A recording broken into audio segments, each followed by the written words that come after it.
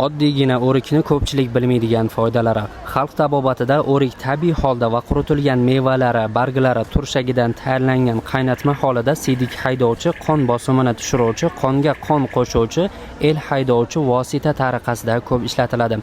Me'da-ichak kasalliklari, qabziyat, gastritlarda sariqlikda ham tavsiya etiladi. O'rikning yangi barglaridan stomatitda, tish og'riqlarida, tishlarni tozalashda, mag'zlaridan esa gijjalarga qarshi dori tariqasida foydalaniladi.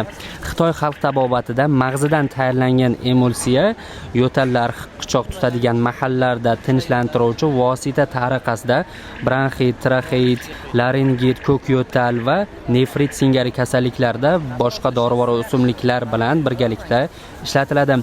O'rik mevasining eti yuzni oftob olganida o'rik mevasini ezib yuzga surtiladi. Qabziyat mahallarida va og'izdan qo'lansa hid kelayotgan paytlarda yaxshi yordam beradi.